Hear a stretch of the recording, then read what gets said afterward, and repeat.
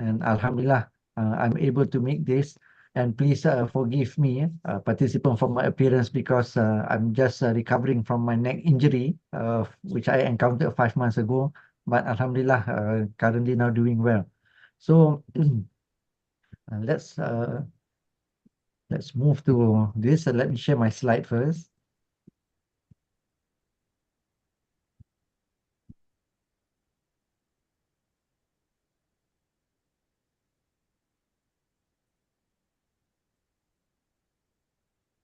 Okay, so I was invited to share with you regarding innovation in teaching and learning, right?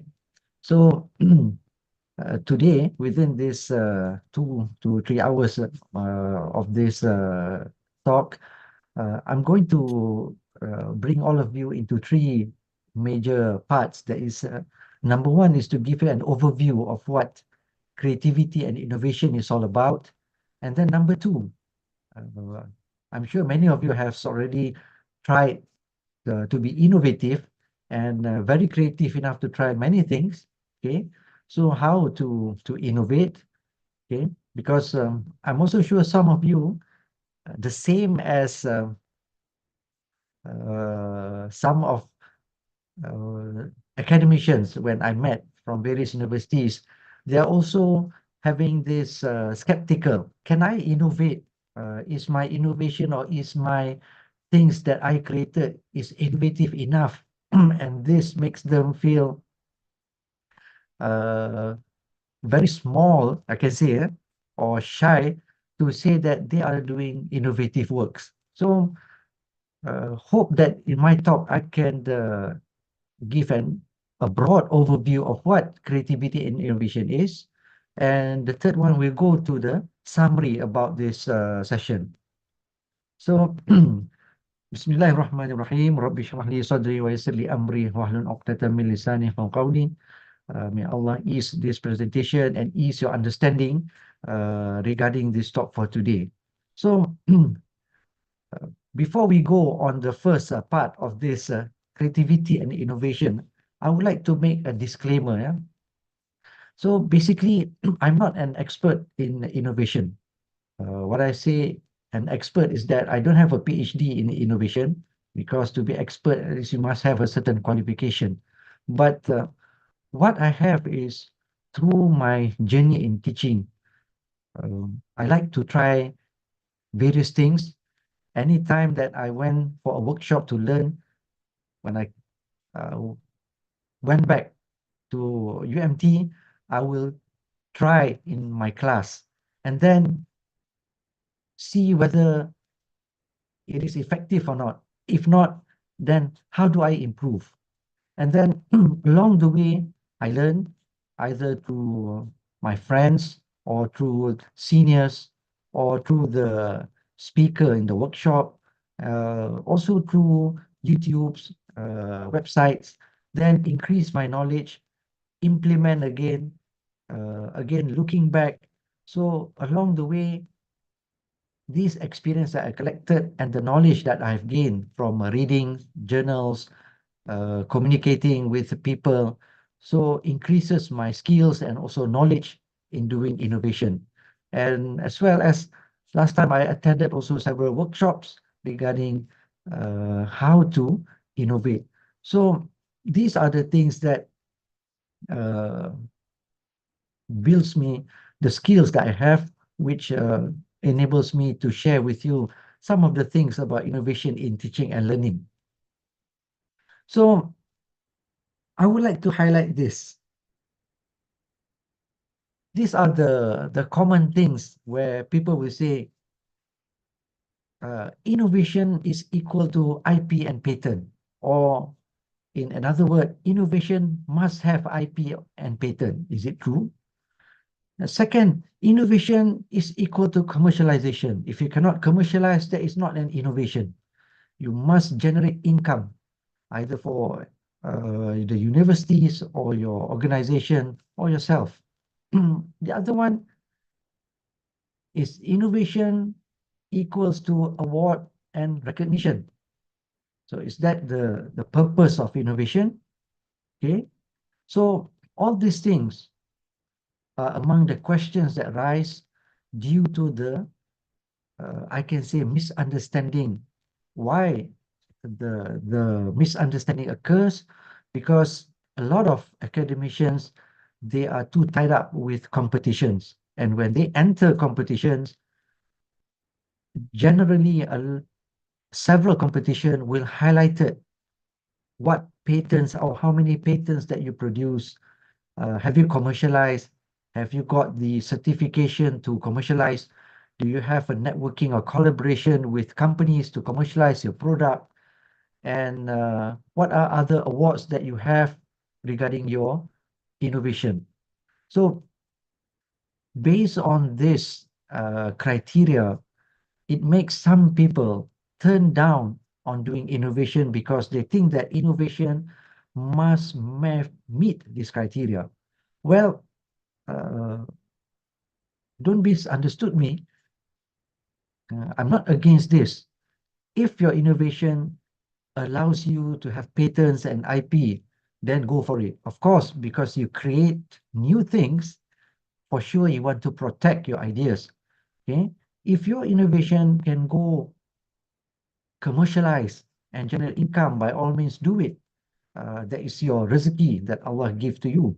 And if your innovation is being recognized based on award, then Alhamdulillah, Allah grants you that. But is innovation is all about this, and this is what I'm trying to give an overview of what innovation is all about. But before that, and before we end the session, I would like your cooperation to share your thoughts. Okay, I just put it in the chat. Okay, what do you want to know about innovation, and do you have any confusions or any issues that you have regarding innovation in teaching and learning? Okay, your thoughts will assist me to cover some of the things that I may not cover in my talk before the session ends. So if I can get it earlier in the session, then along the way I can cover up some of the things that you would like to know, and also some of the confusions or issues that you want to address. Okay, that's the thing. And another one, if you have any questions while I'm sharing the slides, please feel free to stop me and ask. Okay, I would love to attend because the focus is to make sure you attain what you want to obtain by coming to this talk, inshallah. Okay, so please feel free to share in the chat, and then we look at it as we go along, sharing this slide. Okay, now if you look into innovation, just like just now, Dr. Raini has shared, yeah, basic thing is it is a successful introduction of a new thing or method. But when we talk about new thing of method, what type of new thing or method that we are talking? Okay. Now, another one is a method to produce new or better product. Now, in this second point, what I'm trying to highlight is that innovation does not mean that you need to have a tangible product. Innovation can be in terms of process. Okay. So if you develop a new process in your teaching and learning, then that is a very novel idea. It is very innovative. So in other words, it is a process by which a domain, a product or service, okay, so in a broader perspective, is renewed and brought up to date. Now, the third point is maybe you already have some method or product that you have, but along the way, you incorporated new approaches. You improve about certain process inside your current existing method or product. That is also an innovation. So innovation as a whole is introducing something new, but what in the sense of new is it can be a totally new product, or it can be a new process, and it can also be a new update incorporating new things in your current process that you are doing.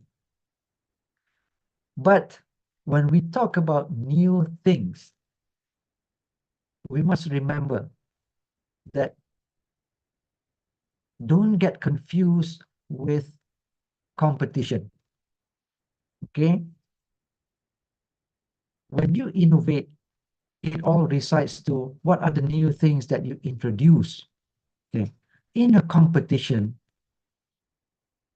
we are looking into novel ideas which has never been created. But in innovation itself, even though the things that you want to try has been done by other people, but it hasn't been done by you in your subject, and you try this, this is considered an innovation for you. So these are among the misconceptions that some of our academicians have when they say that I'm not innovative enough. Okay, what some of the things that I wanted to try has been already applied by people. If you're talking about competition sense, then it's not an innovative innovation. But innovation is not about competition. Innovation is about creating new things, okay, in which there are other components that we can say that is an innovation. But the first part of innovation is creating new things. That's the first point of innovation. But creating new things is still not enough to be considered as innovation. So there are other criteria. I'm not talking about competition, but other criteria that when you do, how can you say that this is an innovation that you have introduced to your class? Okay, in my talk, forget about competition because I'm talking as a whole, the spirit of innovation. Now, so in other words, it is about looking beyond what you are currently doing. A simple step for all the years you have been lecturing, giving a simple lecture, but now you are introducing new stuff. You are trying to introduce project-based learning, or you try to use technology-based quizzes, Socrative, okay? And you see that it gives impact to the student. So that is also an innovation, looking beyond what you are currently doing, okay? And you try to develop novel ideas. And I said, novel ideas mean it can be novel ideas to you, and you can see the impact to the student. That novel ideas may not be novel because it has been applied by somebody else, but to you, it is novel because you have never done it before and you have tried it and you see the improvement from in the students that you teach. So in other words, you create something different from what you have been doing. That is the starting point in doing innovation, creating something different from what you have been doing. That is the starting point. Okay. I hope until now you can see what innovation is all about. Now, if you look into UNICEF, they give a definition about innovation in education. So, innovation in education is is more than new technology. So they are focusing on solving problems in a fresh, simple way. Okay, and the focus is to promote equity and improve learning. So we are talking now about giving impact to the society. How can education be equitable to others, covering the sustainable development goal, accessible to people? So what are the method, the sorry, the product that you want to produce? It can be a simple product, but it's very innovative, very new, and it gives high impact in the world of education. It can be a simple tool in which allows accessible to people in the remote areas. Okay, so you can see now innovation in education is about giving impact. That is the second thing about innovation, creation of new things, but solving problem.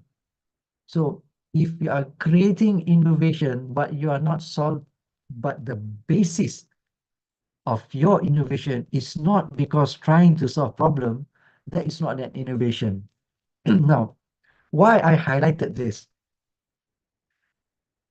In the advancement of our education system and also going for ranking, there are some institutions who puts innovation as KPI. Now, when people put KPI, innovation as KPI, now there are some who are tied up to the KPI and say that, okay, we need to create to achieve KPI. So that is not innovation is all about. Okay, you are not trying to innovate to solve problem of achieving your KPI. Okay, or I have been set to achieve awards, to achieve at least a bronze medal in an innovation, teaching and learning innovation in a competition this year. So I need to create something so that I can enter and win the medal. So that is not the purpose of innovation. Innovation is about creating things to solve problems. Now we will delve into what are the problems that we can look into.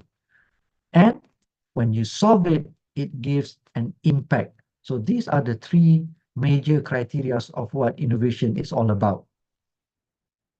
So in terms of impact, you can see that innovation in education is to raise the productivity and efficiency of learning. Just like what is highlighted by Dr. Raini just now, you want to increase student engagement, you want to increase student performance, or you want to increase the effectiveness of your classroom management, which finally can improve the learning quality. So the aim of the innovation is, of course, productivity, but it is not productivity solely on income generation, but the productivity that we are talking about is the productivity in the efficiency of learning, improve the learning quality. So that is the main focus. So we need to align back our purpose of innovation, even though we know that innovation can create IP, can create income generation, can be recognized and be awarded. But whatever we do, we must align the purpose of innovation is to increase the learning quality. Now, there is a confusion between creativity and innovation.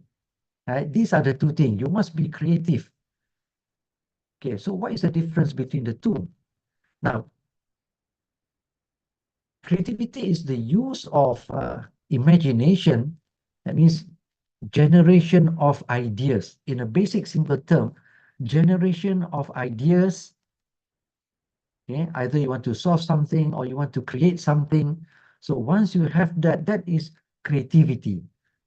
Innovation is when you try to implement your ideas to produce that thing in a tangible way. Okay, it can either be a process, it can be either be a product. So you have an idea, okay, several ideas. That is what creativity is all about. And when you want to execute that idea to produce that product, that is considered an innovation. So it is more related to imagination in creativity. while innovation is more related to the implementation of the idea. So in creativity, you are thinking of new ideas, a new solution, and also new alternative. So these ideas, because it's just an idea, it can be unpredictable. It can be original because you are the only one who think about it. No one else think about it. And it can be unique. Okay. And when you implement those ideas to make them a tangible product, then this can be a new technology, new method, or improvement in the existing product. Now, let me check for a while.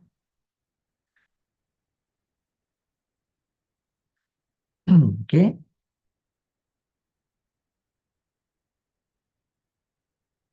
So the main keyword here is creativity is about generating ideas. Innovation is execution, or you act upon those ideas. So, in other words, Theodore Levitt states that creativity is thinking up new things. Innovation is implementing that new thing. Now,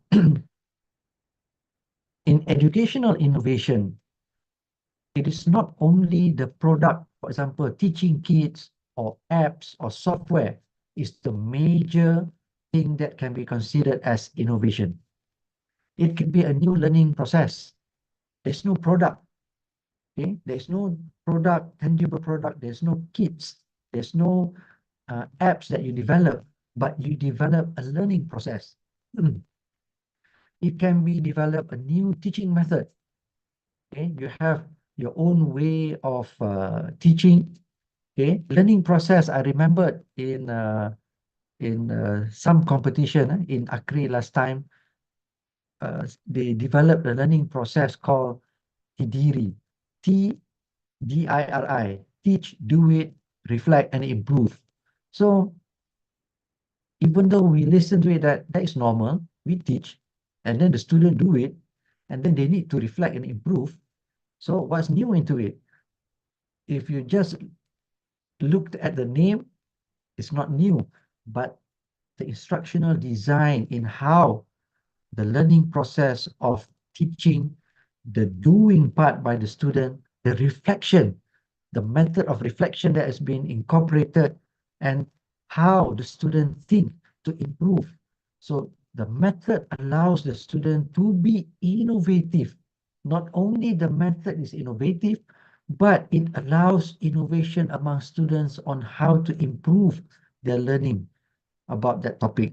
So the instructional design that has been implemented in this learning process is an innovative way that increase student engagement, student performance, as well as student motivation. So this is an example of what new learning process. New teaching method. I still remember in one university where they incorporated what they call as differentiated learning. Okay, how it is being developed in one class, they have 4 different tools to cater for 4 different learners. That is visual, auditory, read, write, and kinesthetic. So the student go there. Those who want to watch videos will go to the station and learn from the videos. Those who prefer to read will have some articles. Those who like to experiment things will have the station there where they can experiment. The student goes there, being at different station, following how they want to learn, but they are learning the same topic. So this is an example of new teaching method. Differentiated learning is not new, but the instructional design of how differentiated learning is incorporated in that lecturer's process, that is very innovative. And the student learn by themselves, different way according to what they preferred, and they achieve the same intended learning outcome. So this is an example of new teaching method. Or you want to improve your existing product. The simple term now, we have AI right now. You have the current product. Suddenly you incorporated various AI tools in which it really enhanced the current work, the current process, or the current product that you have developed, and it further improved student attainment of the learning outcome. So these are all what we consider as output of educational innovation. Okay.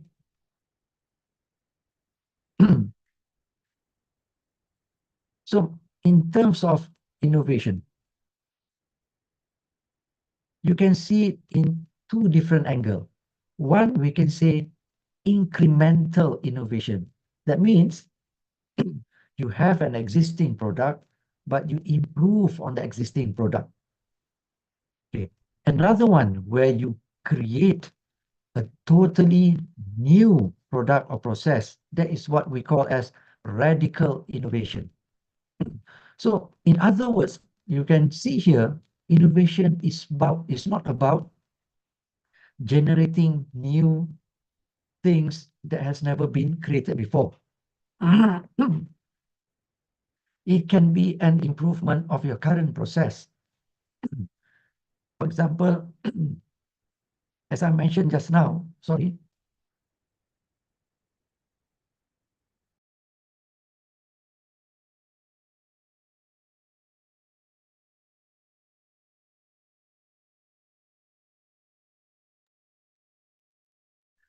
you may have something, but incorporation of AI, you added new things which improves your existing product.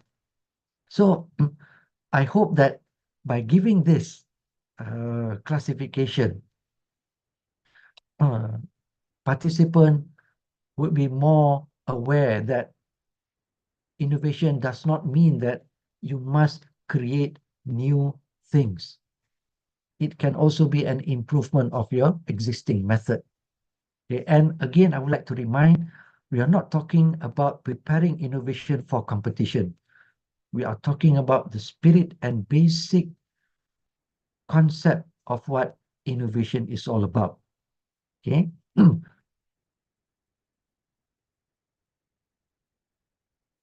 Okay, maybe I stop here for a while. If you have any question that you want to add up or you want to ask, or you have any opinions that you want to share regarding innovation. So I've stopped here for a while. Please feel free to ask or put in the chat before I continue further with the slide. There is a Ah, question in the chat, Doctor. okay. All right, by Dr. Hasmawati. Yeah. Yes. Okay. If I produce ebook or flipbook to help my student in their learning process, can that be considered as innovation as well? The ebook having QR code, okay, that my students can scan and bring them to my YouTube channel to watch more example of problem solving. Yes, if this is new to you, you haven't done this before and you created this, okay, and this is the new approach they are implementing, that is innovation. That's why I said, forget at this moment talking about innovation for competition. When innovation for competition, we are talking about very novel ideas, okay, outside of others that others have been doing. But now, when we want to be an innovative academician, innovative educator, we started off by creating new things that we haven't done before.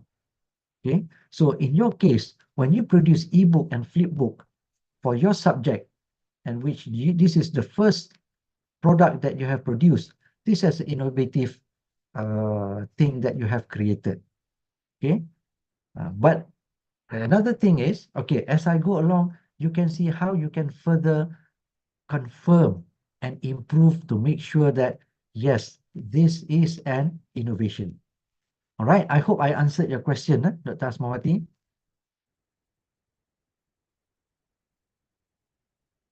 Okay.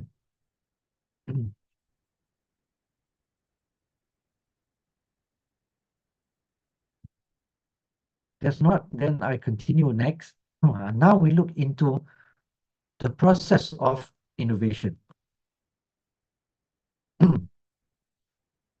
When you first trying to innovate, you need to identify what are the issues that you are having and what are the issues that you're trying to solve. Basically, we get feedbacks, we do analysis, a survey, or you brainstorm among your colleagues, among your members in your PTJ.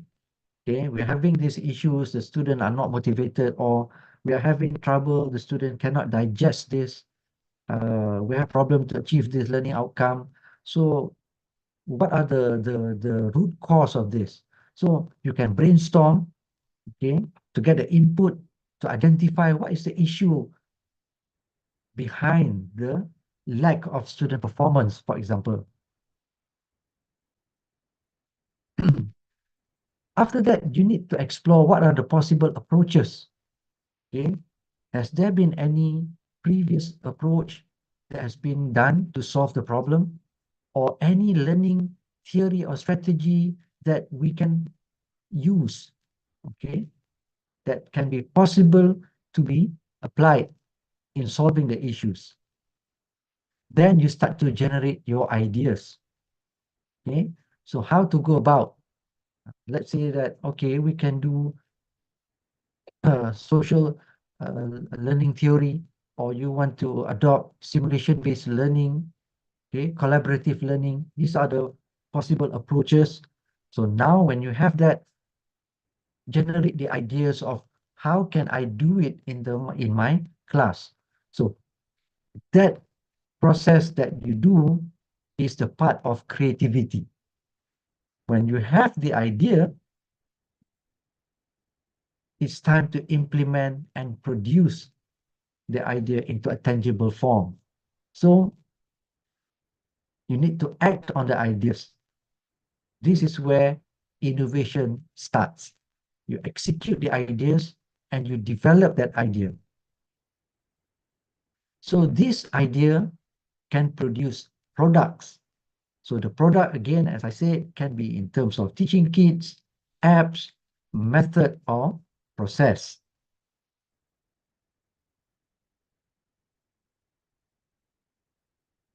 Again, just now when I was talking, we were talking about until product and solving issues. Okay, the criteria number one, innovation is generating new things to solve problem. But how do you confirm that that is an innovation? You need to have impact. So when you create something, you need to see whether your ideas, your creation, whether it is a kit, app, software, tools, process, or teaching method, does it improve the student performance or the problems that you are addressing? So if your approach produce, shows an impact and solve the problem, then you have completed what is called as being innovative and produce an innovative product. So the three criteria is to say, how do I say that I have produced an innovation? So ask yourself back, is my product trying to solve issues or problem? Second, is the product that I produce a new thing? It may be new to you. It may not be new to others, but it may be new to you. And does it provide an impact in terms of solving problems or improve the quality of teaching and learning? So if it's based on an issue, created new things, and shows improvement, then it is called an innovation. So how do you determine the impact? This is where you need to see the effectiveness by conducting research. I know that in IIUM, you all have this action research grant. Okay, some of you can do based on the grant that you have, but there are also in teaching and learning where without grants, you can also do because it is very, it's not that costly when you want to conduct survey and also trying to see the improvement based on the research, right? When you design the research method. So determining the impact is not just by looking at the results. So you need to do analysis to prove that, yes, it is effective. Just like when you see some products that they produce, like cars or running shoes, they say that this material that they have produced and developed into the shoes can increase 40% efficiency for the runners. So it is based on the research. So when you have this process along the way that you create something, that means you are being innovative and you are doing innovation. All right. So what I'm trying to highlight here is innovation doesn't not is not ended up in a competition. Okay. But don't get me wrong, saying that, oh, Dr. Shah said that don't enter competition. No, I'm trying to highlight the basic concept of what innovation is all about. You are creating new ideas. Again, I just trying to reiterate based on what are the issues that you're trying to solve. You try to generate the ideas. You try to create that new thing that you want to create. See whether it gives impact, and if it is proven to give impact, your product is an innovation. Okay. That's why I say don't get confused with competition. When you go enter into a competition, they are looking into new, novel product. That means looking as a whole, not just yourself, right? So that is the difference between innovation, doing innovation, and innovation in a competition. But we are trying to start off to be innovative first.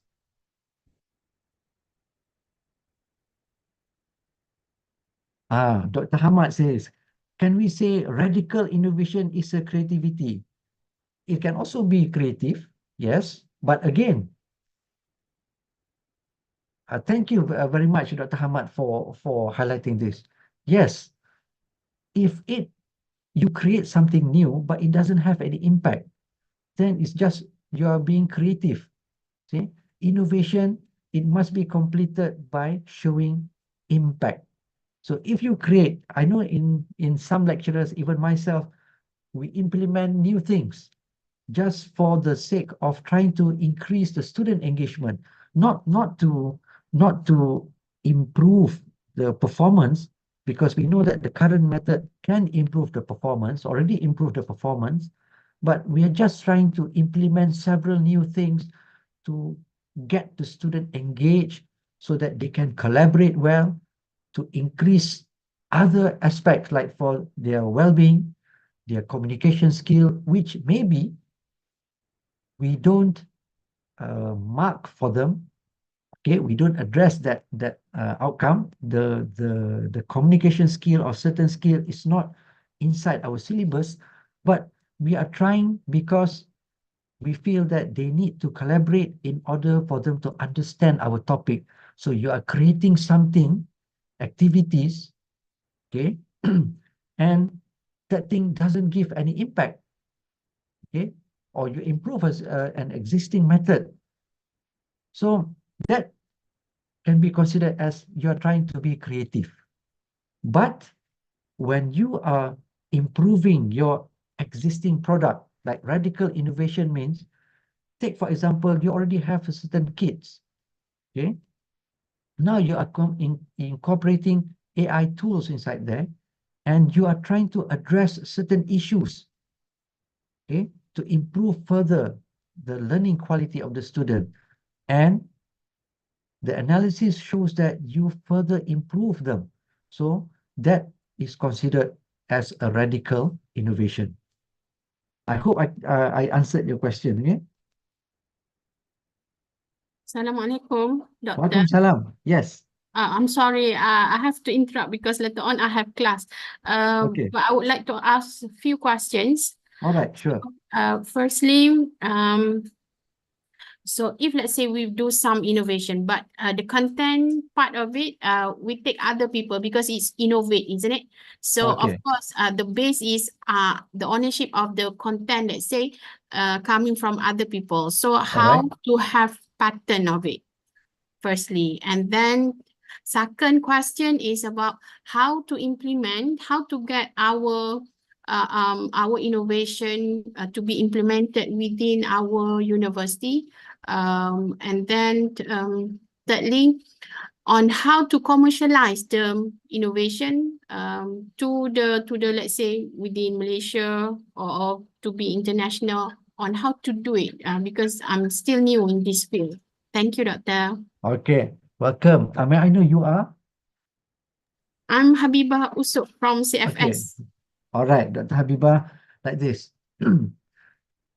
If, for example, you are using other people's product and it has already been patented, so you cannot claim. You can just introduce them and you are just using other people's thing that has been patented. So you cannot call them as innovation. Uh, I'll, I will show you, maybe later you can watch the videos. I'll show you the starting point. What are the things that you can start off to be innovative using existing product. But based on that, you cannot patent what others has patent from. Okay, that is the thing. Now, second is about commercialization. If you want to commercialize, there are certain companies. Okay, I know last time when I entered a competition in UUM, there are companies who came and they are focusing on commercializing teaching and learning products. But I can't remember that company. So if you want to commercialize, what I can say is there are some companies who caters on commercializing teaching and learning innovation products. So you can contact them. Okay, that is one thing. And you can also contact some of the companies who are willing to produce them. So there is no problem of commercializing them. But generally, when you want to commercialize, you need to get in some procedures, you need to get certification, uh, persijilan. I can't remember last time. Uh, within that company, okay, that is one thing. Some of my colleagues, they have a MOU with one company to commercialize their product. Okay, that is number two. Number three, I have my friend, my colleague, Dr. Faisal, who developed this boat simulator. It, it, he developed like a game to teach students, okay, on handling boats in a shipyard. So what UMT did was open up a startup company for him. So the university can produce a startup company for you, okay, to commercialize your product. That is one. Second, there is a company that focus on commercializing teaching and learning products. And third, you can team up, okay, having an MOU with certain companies to commercialize the product. Now, I shared with you one of my friends who in maritime, okay, they produce a product and they collaborate with one agency. Can't remember the agency, a maritime agency, to commercialize their product. So these are among the approach that you can do if you want to commercialize your product. Okay. Numbers, no, that is the third question. The second question, when you say innovation, how it is implemented, can you repeat again, please? How to let's say we come up with one innovation. For example, talking about pattern just now, right? For Okay. example, we have a pilot textbook, and then part of the content from the textbook, it is not patented yet. It has no ISBN number, whatever. So part of the content of the pilot textbook taken out, I take it out, and then I make it as a, for example, flashcard. Okay, so the flashcard considered as the innovation. And Okay. then is it possible for me to patent it? And then how to deal with the ownership? I mean, of course, the content we take out from others pilot studies, right? So how is it improper way to do it? And then whenever I have the product, on how I'm going to make my colleagues going to use it in class, because this is in learning In process, right? class. Okay. Now, if you want to implement in class, when you design your product, you must already consider that in the first place. Okay. So there are some, I share to you my experience, because when becoming a jury and also looking at my colleagues who are doing innovation, some they develop this thing solely only for their class. That means it cannot be implemented for others. But some, they are already planned to be used for other class and other field. So what I can say that if we want to implement on other uh, venue, so when you design that product, think forward of how this can be implemented in several field and how that thing will be implemented in that field. So this is one of the way that you can do. Now, related to that pattern, I'm answering based on your thing. Just now you are mentioning the book, and part of that book has not been patented, right? Now you can see this. This one you need to clarify with the IP people or your research management university office. Like in our case, we have commercialized commercialization office, okay, for innovation product. So you can consult them to see the boundaries, whether this can be created as a new patent or it must get approval from the previous patent. Because what I can see that it has been transformed into another product. That means you are not duplicating that product. What I can see that from that book, you transform into a card. Now, when you transform into a card, be aware if you are using the same picture which has been created by the previous owner, then you need to get consent whether they allow you to use the current uh, picture.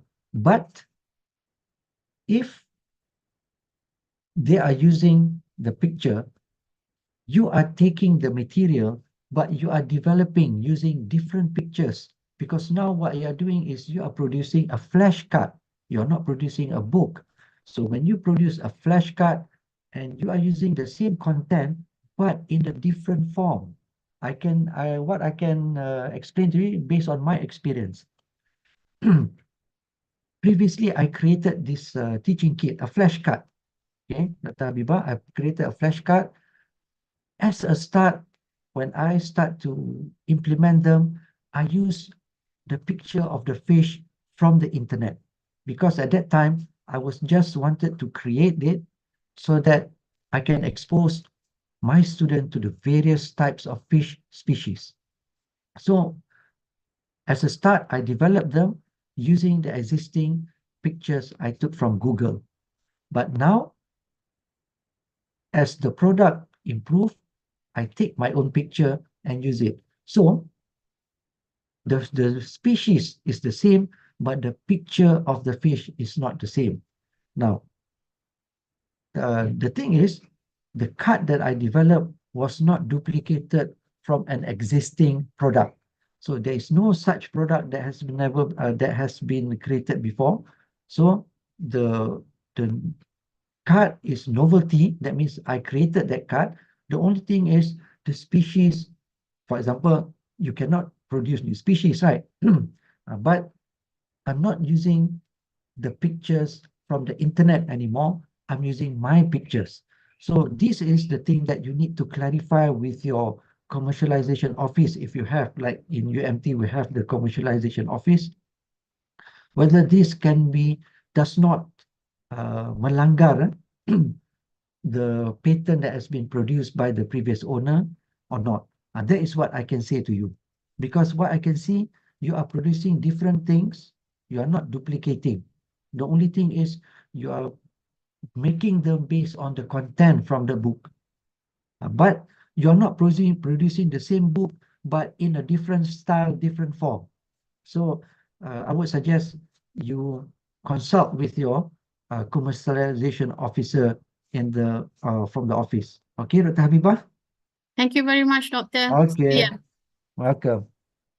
Okay, any more question? Let me check. Okay. Dr. Cik Razi says, we cannot call creativity if does not end up with an output either by producing product or solving issues. Okay. Just now what I'm showing is creativity is generation of ideas. All right. Now, sometimes you see people say, oh, you're so creative. Okay. Meaning that he did a lot of things. Okay. Having ideas and doing many things based on an idea, that can be creative. Okay. But that delineates from innovation, because innovation is you are producing new things and it creates impact. Some you can say creative because they are doing what other people are doing, the same thing, but they are applying in their class, or they are doing a little bit different, but there are no impact.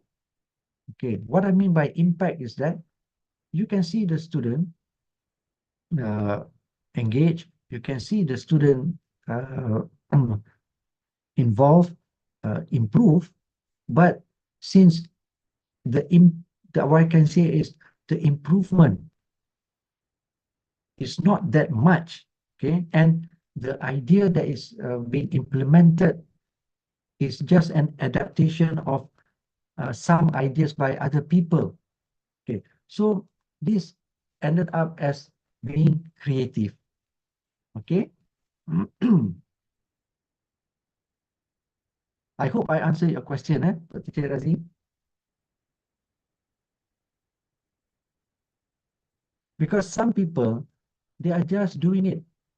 Okay, I can say some doing it for fun. Okay, but if you are trying to solve an issues, you must prove that the issue can be solved and it creates impact. All right. Now let us go here. To some of you who may feel that, why do I need to innovate? Can I teach the way that I teach before?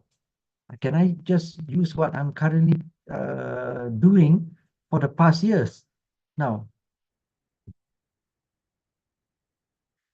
you can see that through the years, the diversity of students are different. Okay, student, the character, the background of the student, the skills of the student 10 years ago, 5 years ago will be different from now and will be different in 10 years to come. Okay, if you're not going to retire soon, for example, some of you might be retiring in 2 or 3 years, then no problem. But if you're going to be an educator for the next 10 or 15 years, will you be teaching the same thing for the 10 years to come student? Okay? Because what you are doing right now may not be effective for the future student. So we need to cater these diverse learners, right? This is one of the things, to adapt to the different types of learners. Now, the second one, if you look in World Economic Forum, you can see in the coming years, the skill set needed will be different. So are we preparing our student to the current or future skill set? Okay. Some of the skill set may not be applicable in the future, right? So how do you cater your teaching and learning to fulfill and meet the needs either from the industry or from the society. It may not be, this skill may not be just for the industry. Okay. In the future, the society, the scale of the society, the awareness of the society also will be different. So how do you prepare the student so that they are able to be relevant to the industry, to the society, and to the nation? And we can see, starting from December 2022, where AI starts to crop in and the advancement is so rapid within the 3 to 4 months of its existence.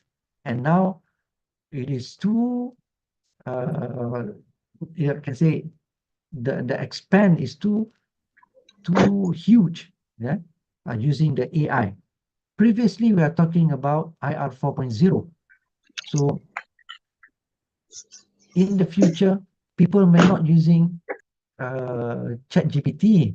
You might be looking the students like, if you watch the movie Iron Man, Tony Stark always used the hand to open up the files of the computer. So people are wearing glasses and looking like mad people, orang gila, doing this hand left and right, but actually they are opening the files of their computers. So how do you cater technology advancement in the future, 10, 20 years to come? Okay. Or in the future, people are using holograms to interact. Okay, things like that. And will our teaching relevant to the future needs? Now, if you look into our education system, last time it was OBE and then MQF 1.0. Previously, 2020, we changed into MQF 2.0, and then KPT brought up this Excel, where you have real, poise, care, and ideal. All right, research-based learning, competency-based learning, all right, industry-based learning, social-based learning, all right, community-based learning. So we need to keep abreast with the current education approaches. Our national education blueprint will be finishing around the corner in 2025. I'm pretty sure that KPT now is planning for the new national educational blueprint. So once they come up with that one, we also need to see what is the things that is required. So we need to act. How do we act upon the new national academic blueprint? And if you see in MQA, last time during the COVID, right, it state that in online learning, we need to be creative and innovative enough to apply various approaches to increase the effectiveness of our teaching and learning. And don't forget, whatever that we do is tailored back to the national philosophy of education. If you can look here, is an ongoing effort. Okay, education in Malaysia is an ongoing effort towards further developing the potential of individuals. So what I would like to highlight here is the ongoing effort to develop our students. So how can we play our part to develop our students for the future? So these are among the things of why we need to innovate, we need to adopt new things, create new things in our teaching and learning. Okay, so how to innovate? This is the question. I hope that in the first part, my colleagues, participants can see the concept of innovation, okay? The process of innovation, the criteria of how you can say that, okay, what I created is an innovation.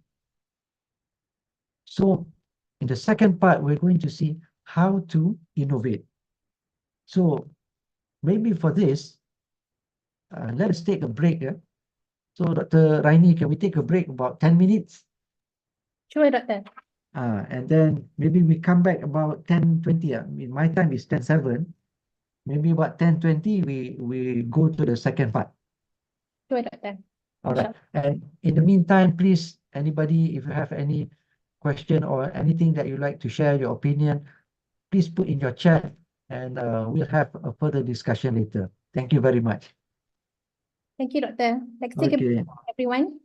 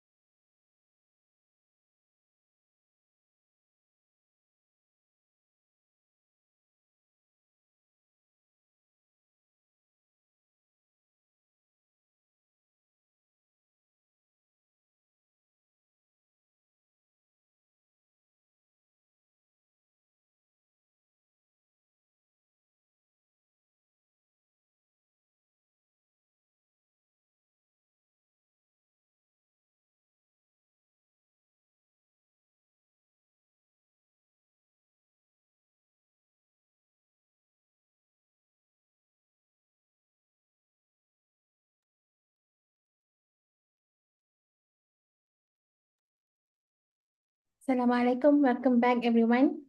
Welcome back, Dr. Shahreza. Yes.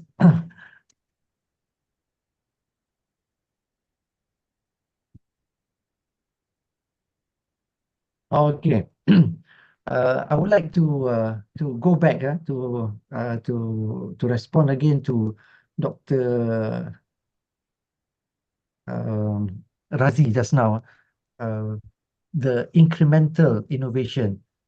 How does it differ from normal creativity? Because it's just an improvement of an existing process. Okay, this is give you one. I hope that this example can be seen clearly. If you have an existing product, the only thing that you improve is the makeup of the product.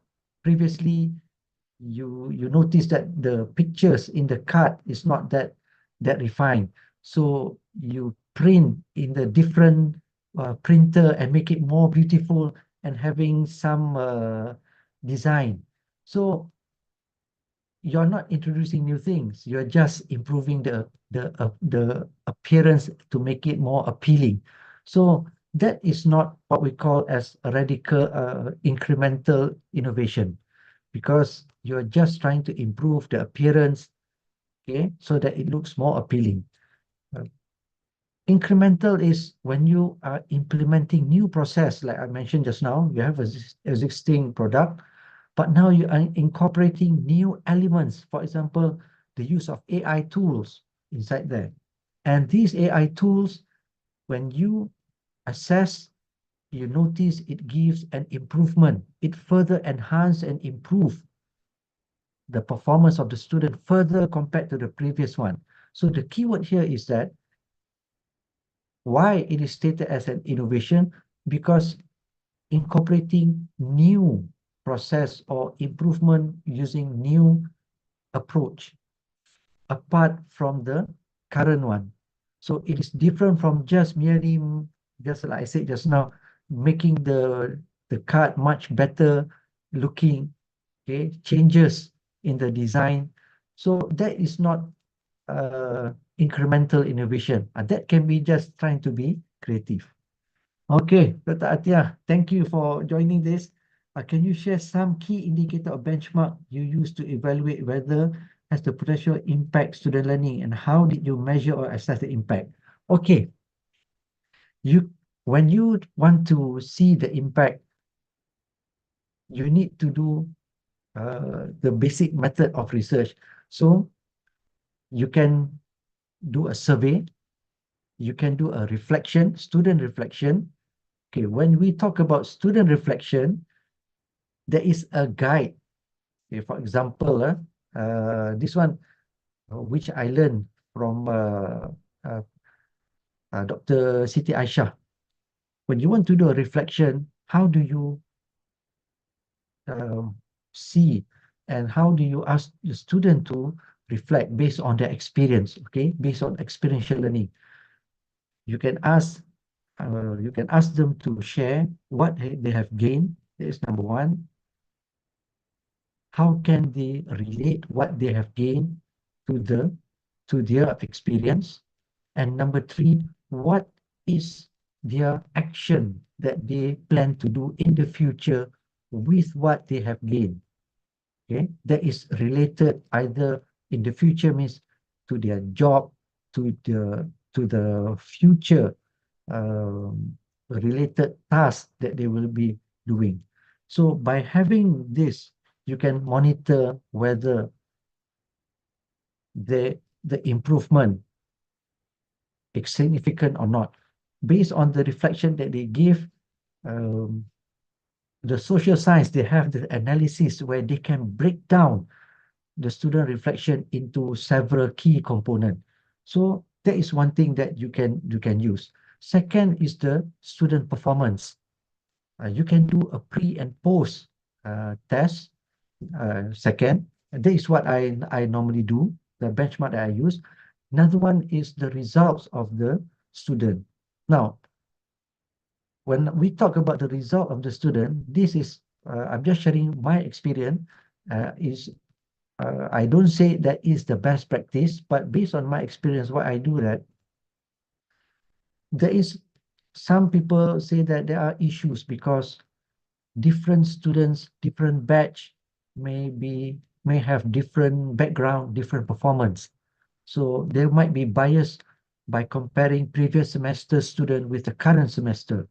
So what we can do is we try to standardize the the task that we want to conduct to the student so that we minimize all the risk of the differentiation.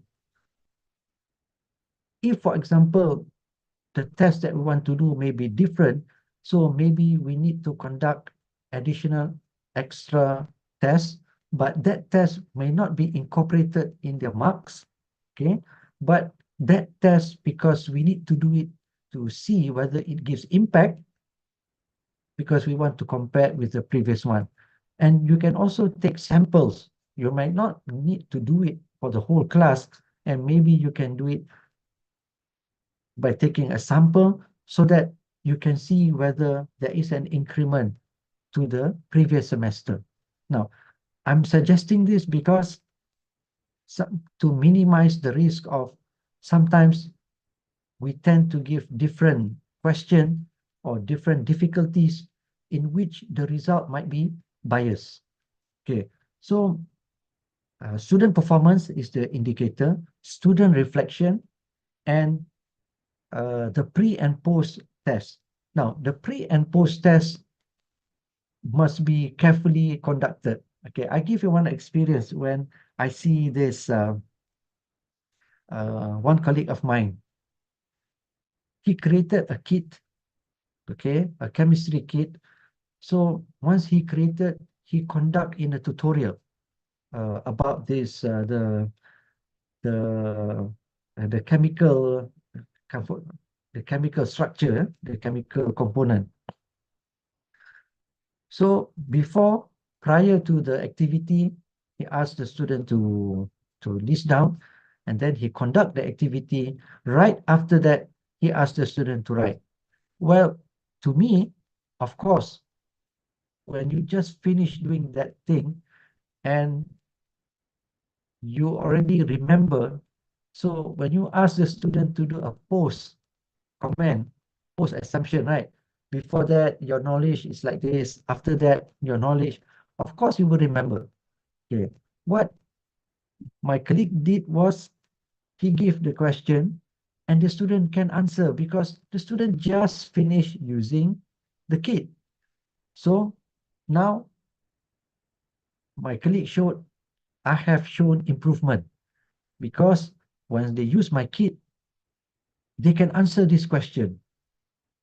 I told him that, of course, because they just learn using this kit, and this kit is so visual and they can see it clearly, so they can still remember it.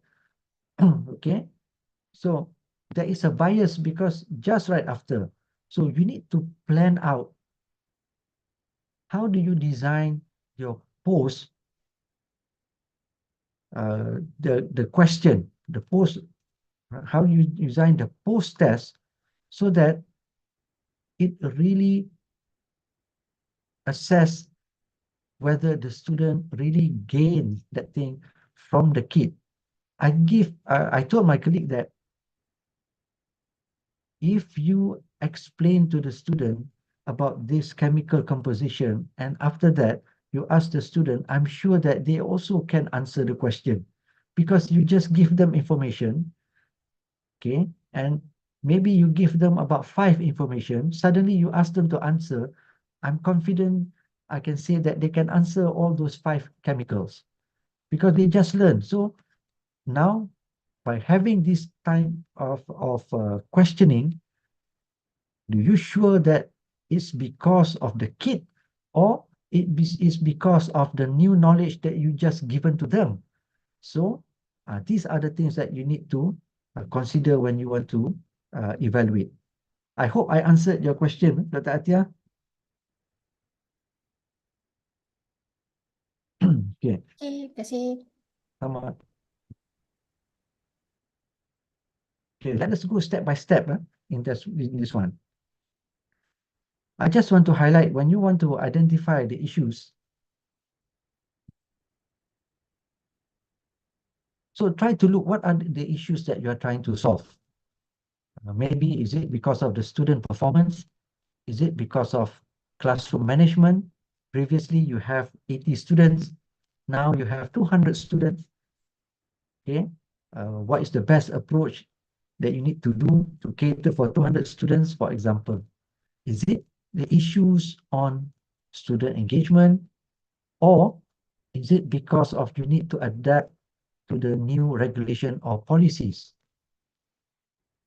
And as well as other issues, for example, is it due to facilities or risk? Risk in terms of that maybe the current method couldn't enable them to achieve a certain skill, which will give the risk to the faculty, to the kuliah, of the student wouldn't be able to get jobs. It will affect the graduate employability, for example. So the risk in terms of the money that you need to spend using the current method. Okay. In terms of time, okay, currently now, whether can we shorten the time and still make it more effective?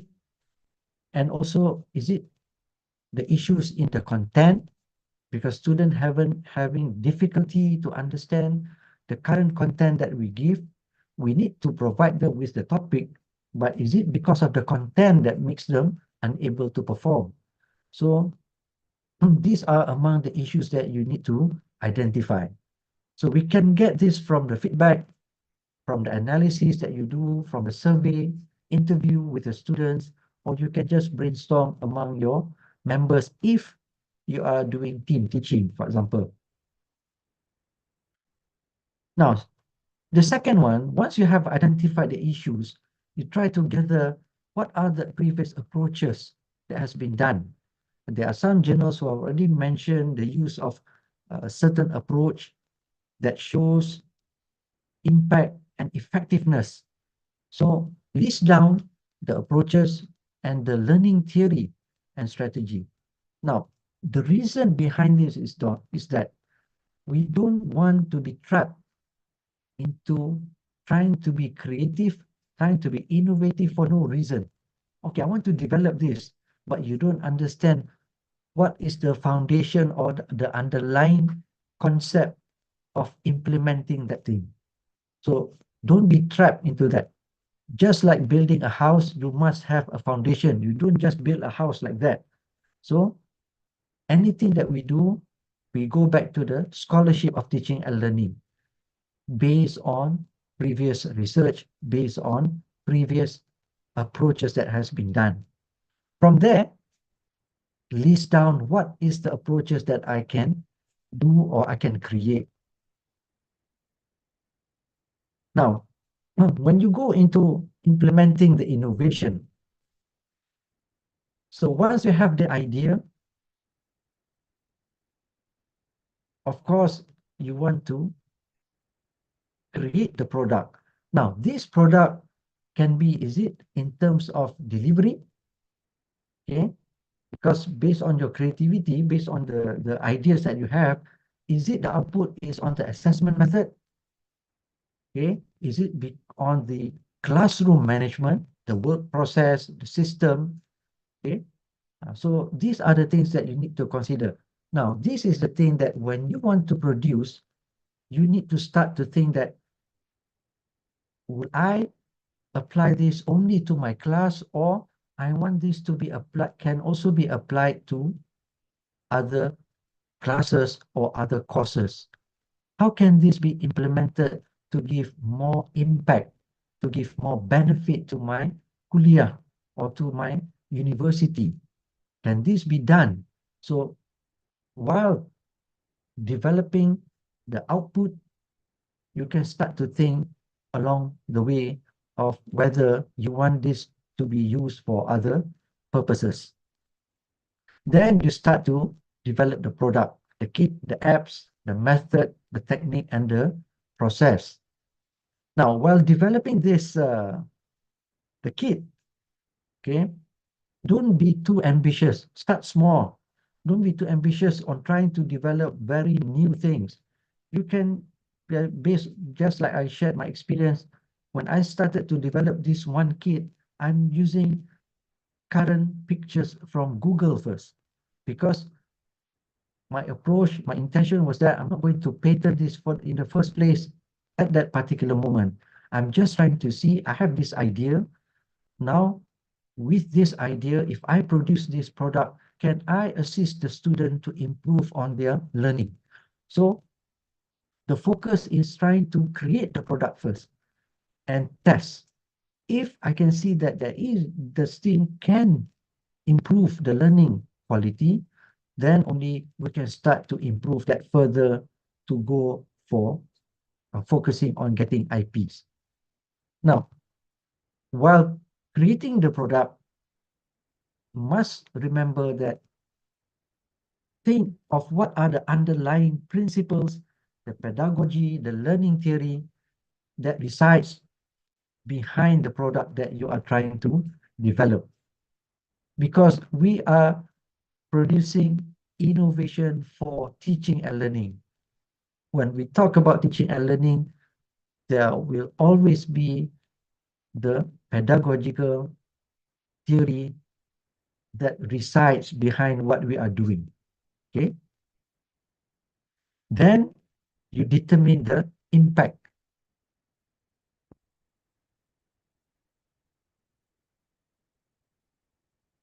Okay. Is it you want to see the impacts in terms of the student performance? It can be the hard skill, okay, the knowledge, or the soft skill, depending on the issues that you are trying to address or the intended learning outcome that you are trying to focus. And if you're focusing on classroom management, then it can be on the cost and the time.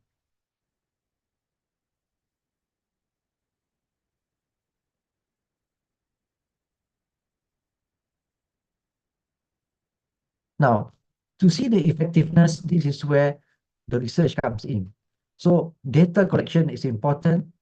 As I told you just now when I was answering to Dr. Atia, student reflection, okay, survey assessment result. And again, I'd like to highlight student reflection, the way the student conduct or write up the reflection is very important.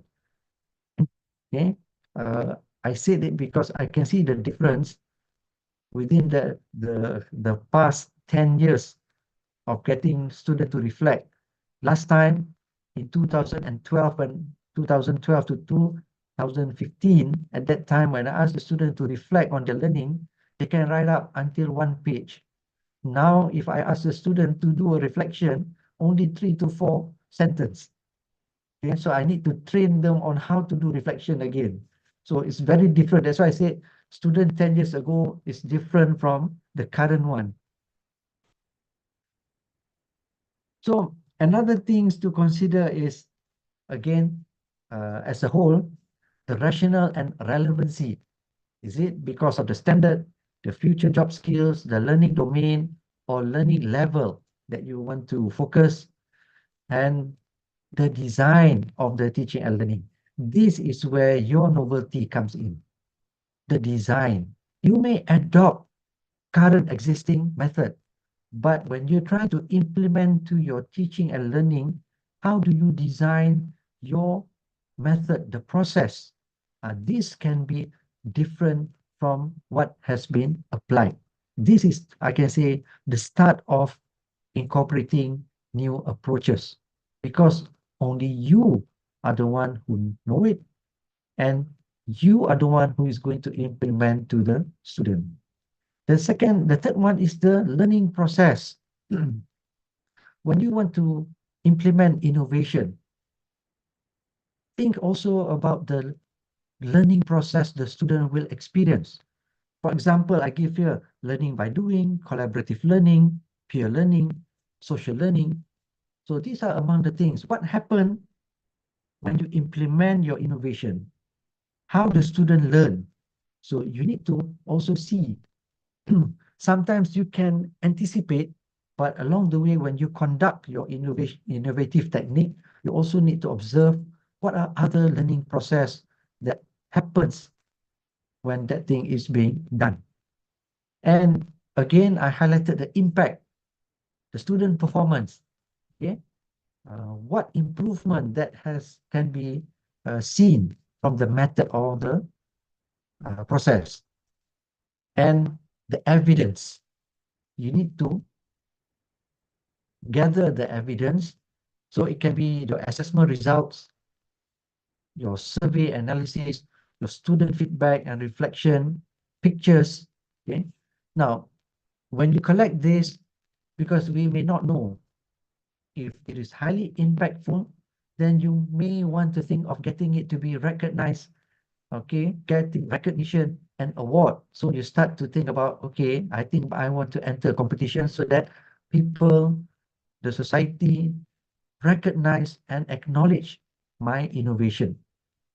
So when you're thinking about entering competition, then evidence like pictures, videos will come handy, right? So when you see here, again, like what I'm trying to highlight is, in teaching and learning innovation, even though it can be commercialized, when you produce new thing, it can be patented, but that is the tip of the iceberg. The bottom part is all these things. Your design, instructional design, okay, what it is based on, the pedagogical approach, the learning process that happens because you are improving the learning quality. You're not focusing on getting money. That is the main purpose. But again, as I said, don't misunderstood me. If the product can be commercialized, by all means, go ahead. But the main purpose is to see the learning process. The purpose of innovative teaching is to enhance and improve to raise productivity in the learning quality, and what the impact can be given to the student. So implementation of this innovation can be in the classroom management, delivery, assessment, as well as the curriculum. Now, is there a proper way to innovate? Yes, there are. Generally, we adopt two ways: design thinking and creative thinking. But I'm not going to go further into this, because if you want to go further, there will be, you will need another session, but it's not by me. Those who are involved in KIK, Kumpulan Inovasi, competition, they will be looking into this. So design thinking, there is a process of how to innovate. But the concept is still the same. You are trying to highlight the issues, okay, in the empathize section, and then you define whether that is the issue that you are trying to solve, try to generate the idea, okay. It's still the same as the concept that I'm showing. Then you start to develop the prototype and you start to test. Creative thinking process is a little bit different, okay, but the basis is still the same. You still need to think of the issues and generate the ideas. But the only thing is, once you have the ideas, hold on first. You need to incubate them. Now, creative thinking process works in a way that don't act too fast on the ideas. You have the idea, leave it behind first, because they say that it will be in your brain, the unconscious mind, for several times, conscious mind. Then after some time, when you look back, you will see a different perspective. So this is the purpose of the process incubation is all about. Then it comes to the illumination, where the aha moment. You have the idea, you just leave it behind, mark your papers, do this, go somewhere else. Then you come back and see. Then you start to think that, okay, now I know this is the way that I'm going to go. Then you start to prepare the prototype, develop them, and you verify the final product. Okay, So this is just a basic explanation trying to give to you, because I've been in this design thinking workshop. Design thinking itself, a short workshop takes about 3 hours. So I'm just explaining to you in a few minutes, so it's not impactful actually. But I'm just to show to you, is there a proper way? Yes, there are two ways to uh, to to uh, to do innovation. Okay, now we go to the last part. But before that, is there any question that would like to ask?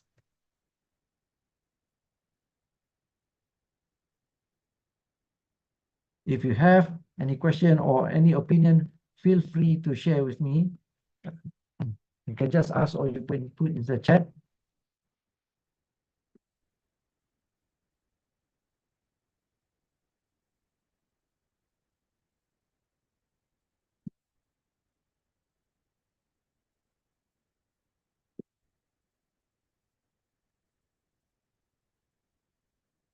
If not, then let me continue this. Now we are talking about how to be innovative. This one, I'm going to share with you some of the examples. The first thing, if you want to be innovative, you need to keep learning new things and try them. Two things, keep learning new things, but don't just learn, try them. I show to you this picture, how if you learn new things. In this picture, you see, it's just a difference between the word water and H2O. Okay, it's the same thing, but when you only know one method and you only recognize water, whereas this water is about 9 kilometers away, whereas this one is still H2O, but it's just 50 meters away.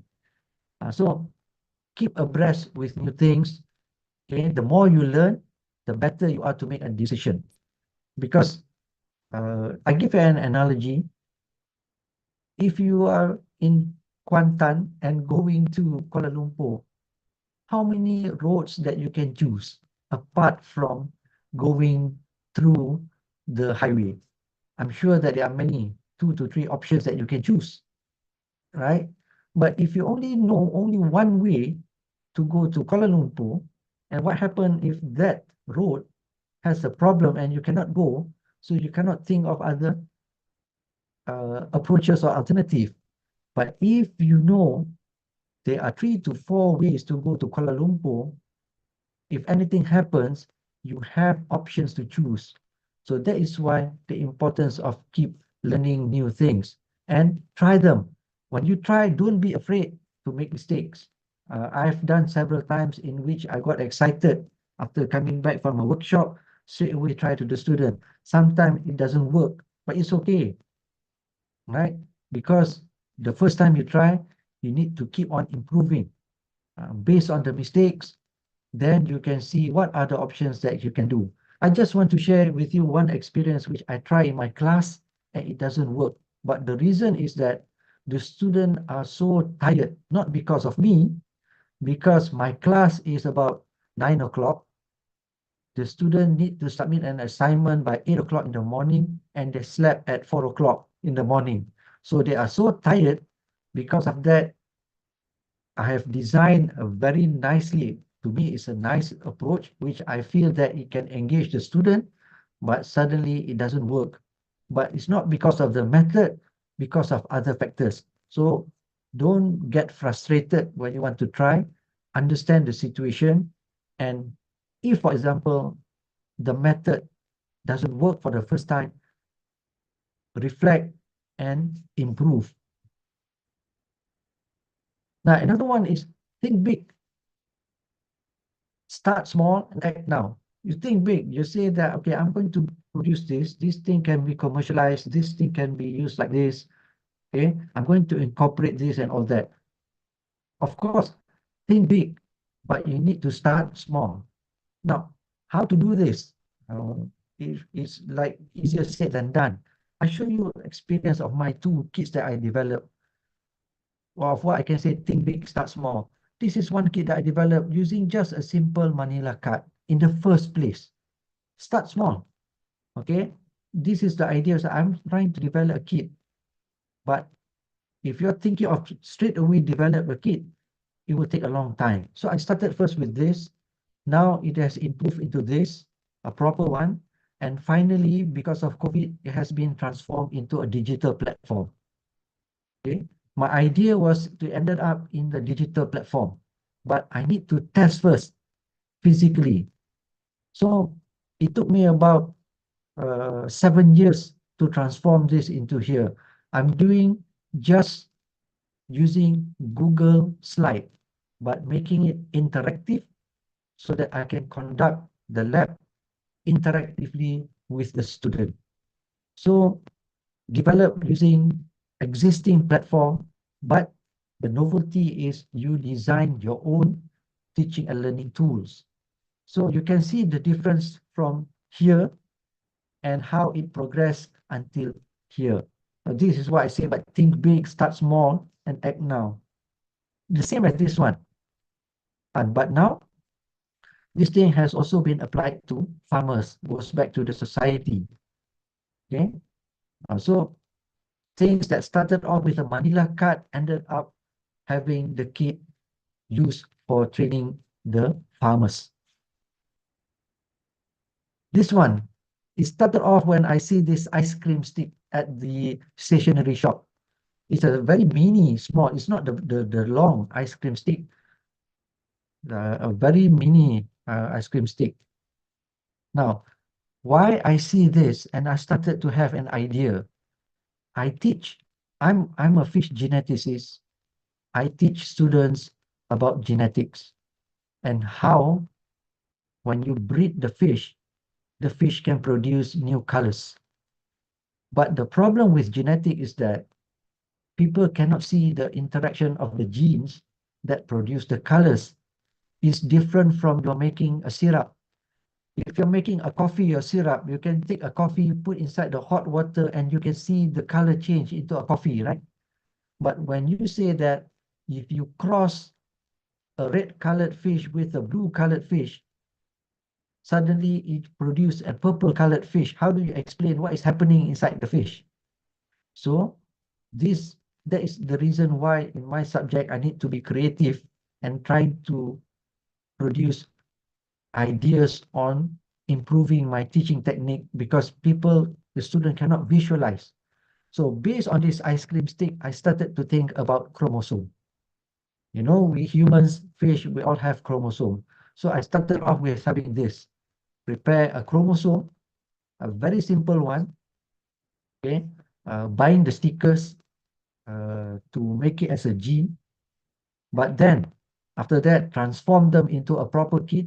At first, the student just play with this ice cream stick, but now they are not playing anymore with this ice cream stick. I printed out properly, make it looks like a chromosome, and it has been turned into a kit and has been used to train farmers on how to conduct breeding. Okay, so again, this is to answer some who asked me the question. How do you implement so that it can be used for other purposes? So in this one, the starting point was to use for the class, but at the same, sorry, for this kit, I designed backwards. I designed for the industry first because they are the one who are doing the actual thing of producing new variation of colors in fish. From there, I get the feedback, improve and implement to the students. But now it has been transformed into a digital platform for the student to apply. So if you can see here, the chromosome does not look like an ice cream stick anymore. It has turned into a proper one that looks like a chromosome. Okay, so this is among the things. Don't expect that you're going to produce this straight away. Start small, but you have the aim and focus of what the end product would be. Another one is to use existing tools. Start first by using existing tool. In SAMR model, in digital and teaching and learning, the lowest step is substitution. That means using existing tools and use them in the classroom. Start to see whether this thing is very beneficial, whether it can improve your learning. Then, if you see that it can be applied, start to modify. Then you start to think of how to design based on the existing tool to create new things. Like, for example, what I've done in my approach. This is just using a Google platform, using Google Slide, but creating these new things based on my design. Okay, another one, for those of you who are in the science, there are several websites where you have virtual labs. You can use them if you haven't used them before and see whether it can be effective to your student. Once you try, then you can start to think of how to design your own. In one of the competition that I became a jury, there's one educator who designed her innovation using existing virtual lab. But the key point here is that the instructional design of what she developed is very novel. So she incorporated several approaches, but one of the approaches is using the current existing virtual lab that is already in the website. So these are among the few things that I can show to you example of being innovative. This one, for example, I've applied to my students. This is a game. I found this inside the Apple Store. So in one of the topic, I asked the student to play the game. This is a game where they need to culture the fish. The more they culture, they get the money, they can increase the facilities, they can hire people, hire scientists. So I made the competition for 3 weeks, and I said those who make the most profit and who expand the biggest facilities will win. So you can gamify using existing tool, but again, your instructional design of your teaching and learning. This is just a tool, but the most important thing, the development of your instructional design in which the student learn using the existing tools, but improve in the teaching and learning. So there are various tools that you can apply, teaching kids, computer simulation, augmented reality. Currently now it's very easy to develop Apple using iPad. You can develop augmented reality to teach your student. You can also use virtual reality. There are some companies who can develop VR. You give them the ideas, they can assist, but the only thing is you need money. The cost I've asked is about between 6 to 30,000, depending on the tools that you want. So you have the money, go for it. If you don't, maybe you can learn, right? I've created virtual reality but this is more of for classroom management, not for my teaching and learning. I purchased the 360-degree camera, took a picture, but used them for promotional for the school children so that they experience how our lab looks like. So they use the VR box, okay, and they explore the different laboratory that we have in our faculty. So I created them not for teaching, but for the faculty to promote the courses to the students. And sometimes you can see the student walks around and you need to be careful to stop them. Otherwise, they bang on the mirror and they sway to the other booth of that. Robots, I know one of my colleagues in UKM using robots in their pharmacy courses to train students. And also in UMT, we have simulators, a ship simulator in which the student learn on how to maneuver a ship. Okay, and the last part, some innovative teaching strategies that you can use. Okay, if you look into several websites, okay, I highlighted this based on several websites, based on several articles. These are among the current, can be considered as a current innovative teaching strategy that you can use. So it's not just about kids using tools. Teaching method can be innovative. A flipped classroom where the student explore and the activity is being done during class. They learn outside and they do the activity during class. Project-based learning, you give them a project in which they learn by finishing up the project. Inquiry-based learning, asking them question and they learn by trying to answer that question. Blended learning, okay. Another one is peer teaching, personalized learning.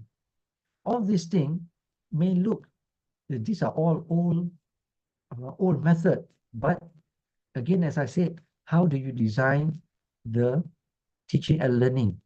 These are all just tools, okay? Method. I give an example. 3 years ago, in one competition, there's one university who used flipped classroom, but why is it so innovative is that it flipped with the industry. So generally, when you do flipped classroom, you flip with the article. The student needs to read articles, watch videos, or look at your notes, and you assign them an activity so that when they come inside the class, they will do that activity. But in this innovative way, the flipped classroom is that they go to the industry, they need to identify certain things. There are the tasks that you need to identify. When they come to the class, they need to present and they need to discuss. Okay, so they learn from the industry. So it's called flip industry, flip classroom with the industry. That is how to be innovative using the existing strategy. Personalized learning currently now, as you know that we have diverse learners. So how do you tailor? You create teaching method to cater for personalized learning. That can be a new thing that you can do. Currently with advancement of ODL, micro-credential, so how do you leverage or develop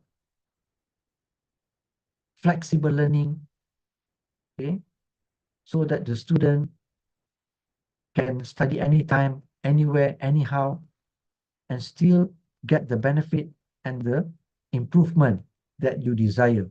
So these are among the list of innovative teaching strategies that you can find if you search in the website and certain articles. All right, before I end it up, is there any question or anything that you want to share? Okay, Dr. Atia.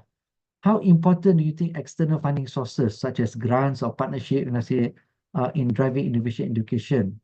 They're seeking to secure such funding. All right, it is very important if you are trying to develop new tools that need money. That one is very important. I shared example of what my friend Dr. Rudia and her team did. So they work out with one company, a shipping company, and one agency.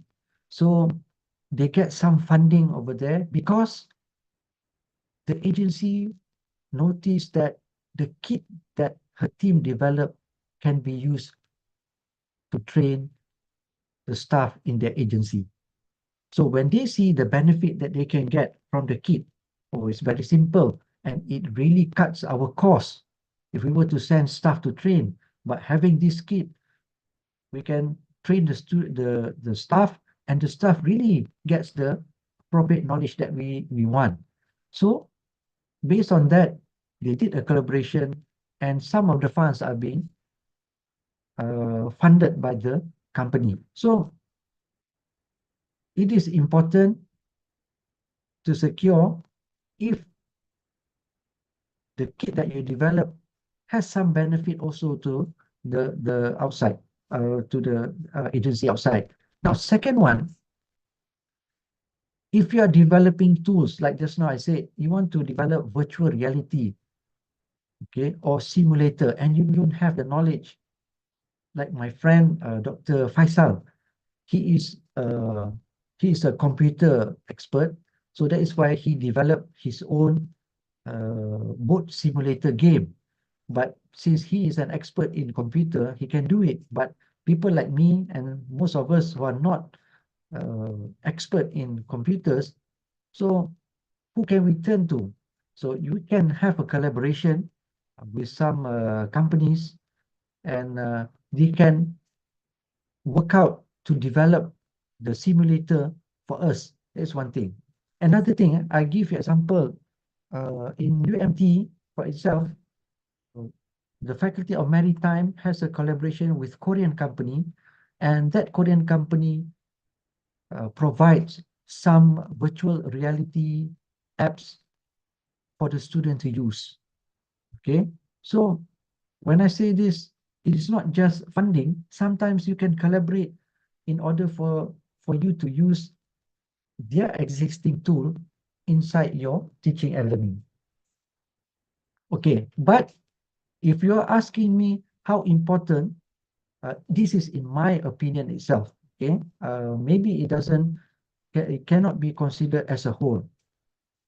It depends on what innovation that you are trying to get. A lot of innovation doesn't require you to have external funding. Sometimes the kit, you can collaborate with your colleagues in a computer, you work together, and you create that thing. So it's not crucial, but again, as I said, if you are targeting on producing things that need money, then it is important to get external funding. Okay, that is one thing. Second, it depends on the need, because some universities, they acquire that it is good to get external funding so that it benefits the university. So if that is the case, then maybe the option of getting external funding can be an approach that you can try. But again, as I said back again, I said back, in external funding is not that important, because you have other approach that you can do through collaboration with companies and colleagues to develop your innovation depending on the innovation itself. So that is what I can say to you. But if you need the funding, I've shown to you the way. There are several ways that you can get. You do a collaboration with the agency, but the most important thing, the agency must see what they can get the benefit from. For example, like my friend just now. So this is the thing that I can give you. But again, as I'm talking too much, just to wrap up, yeah, my advice, who would like to seek such funding, design the things and show how this thing can benefit the counterpart. So then only they can consider to give funding. One. Number two, try to develop that ideas, the product together with them. So sometimes you can contact them, okay, asking them, is there any issues? You can work together, have a collaboration. From there, you can get external funding. So two ways you can achieve. I hope I answered the question, Dr. Atia. Ya, terima kasih. Okay, sama. Okay, last from me, to wrap up this, just to give a summary. The aim of innovation is to improve the teaching and learning quality. You are able to improve, and if God's willing, you have given the risky that you are able to commercialize, you're able to get IP and patent, by all means, go for it. But always remember the aim of innovation is to improve quality in teaching and learning approach. And second, innovation need not always be high-tech. Okay? So you can develop appropriate or suitable approach. The most important thing, what are the issues that you are trying to solve, and whether your method that you have produced can solve that particular issues. And innovation needs quality improvement. So you cannot just produce and I say, okay, I have produced an innovative product, full stop. So you need to continue and improve. I give you an example, like my kits that I developed is already coming to version 5 already after years of developing, because we get the feedback from the students.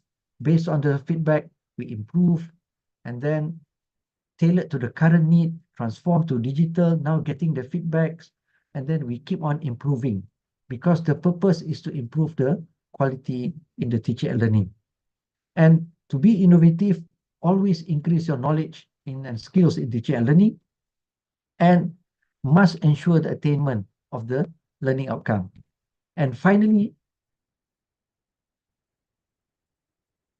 your nawai too. Please make sure that the purpose of you are trying to do is to improve teaching and learning. Because I've encountered some who are tied up with their KPIs. Okay, since I've been given KPI, we need to innovate because we need to achieve our KPI that has been set by the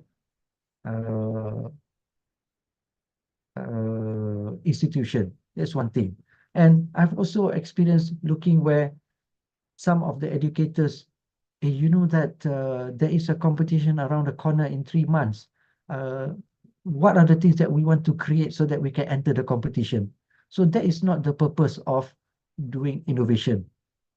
Okay?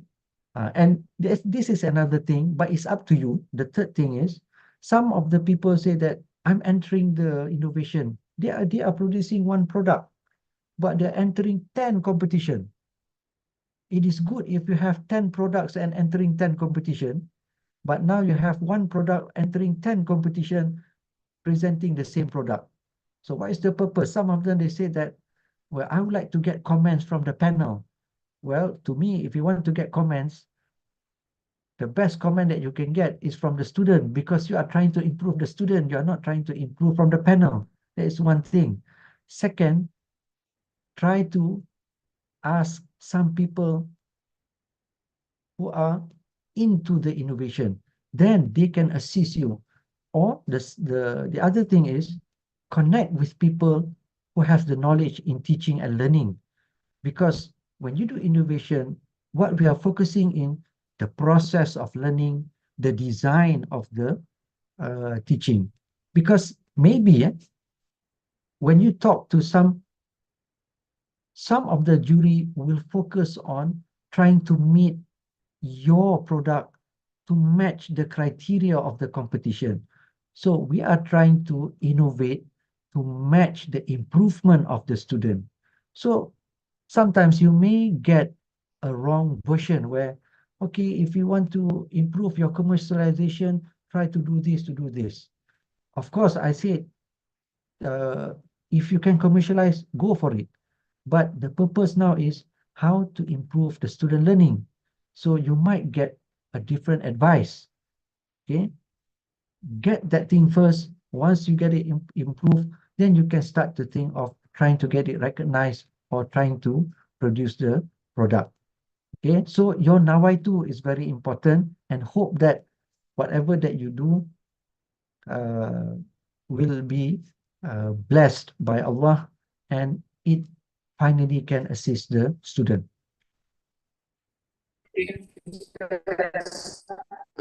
And the importance of taking smaller steps.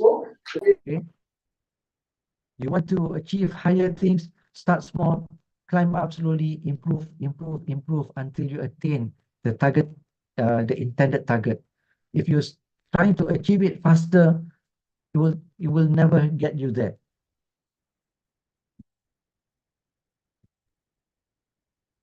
So that is all for me. I hope what I'm sharing to you, you will get some benefit out of it. And if you have anything that I haven't covered, please ask me any question. I'll be happy to answer. So thank you very much. You're very much welcome, Doctor. Thank you so much for the inspiring knowledge sharing session, I would say, on how to innovate in teaching and learning. An excellent introduction about the concept. Really appreciate that. Any questions? Maybe one or two from the online participants?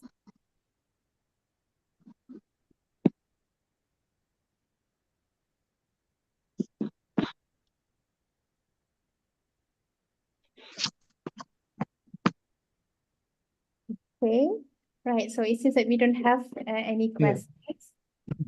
So last from me, Dr. Raini, I huh. would like again to express my appreciation and thanks to all participants who joined this. Again, I hope that you get some benefits from this session, and thank you, LDU, IIUM, for inviting me, and hope that it assists in your program. Thank you very much. You're very much welcome. We would like to thank you very much as well because actually this session was meant for last year, but Dr. Shah was not feeling well. You can see. Okay, so we wish you speedy recovery, Doctor. Okay. All right, so before we end, maybe we can have our tasbih kapal suara us first.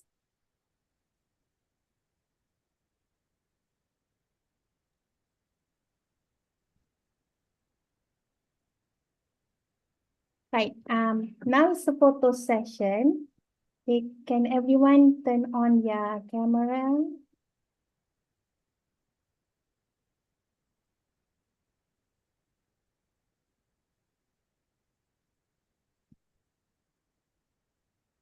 Okay, we have it.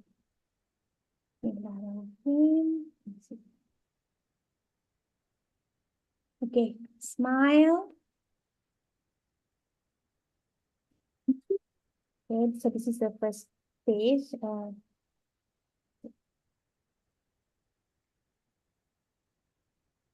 Smile. Next one.